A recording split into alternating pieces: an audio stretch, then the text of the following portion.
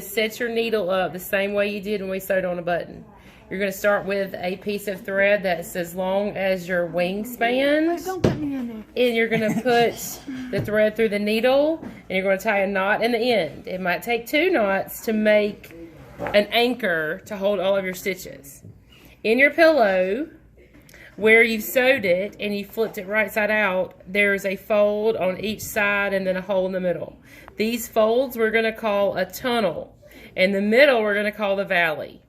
The first thing you want to do is to go up inside the tunnel. And that's where you're going to leave your knot hidden inside. This is a blind stitch. Blind stitch means that you cannot see your thread. You cannot see your stitches. We're going to go through the tunnel and out. Imagine walking down a dark hallway. That's what you want to do with your needle. Walk down a dark hallway, which is, we're calling this tunnel. At the spot where you came out, jump straight over the valley and go through this tunnel.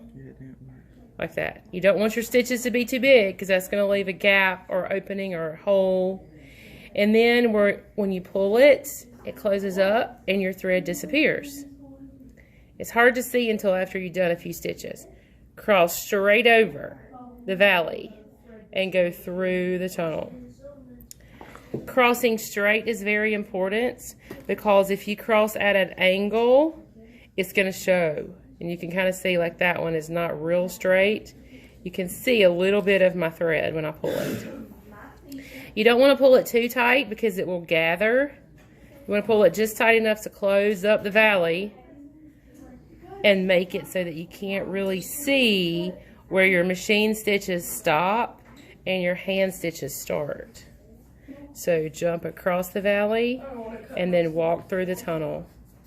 The biggest mistake students make is they want to go crosswise the tunnel. You don't want to do that. You want to go down the tunnel. That way your thread is being hidden up inside of that fold and you can't see it. And when you pull it, it closes up the gap and that makes a blind stitch. When you get to the very end, you're going to make a little stitch across both tunnels like this. Oops. Make a little stitch across both tunnels. And before you pull it all the way out, put your needle back through that loop. That makes a knot in the end. And you want to do that 2 times. If you have a really long stretch and you need to like stop and tie a knot and keep going, that's fine too. Make a little stitch, put your needle back through it before you pull it tight. Then you're ready to cut your threads. But I still have this way to go.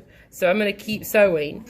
But when you get to the end, just pretend I'm at the end, that's how you make a knot. Same way we did on the back side of a button. How you made a little stitch and you looped your needle back through there, same knot. So you set your needle up the same way we did when we sewed on a button, and you finish it the same way. It's just the blind stitching in between.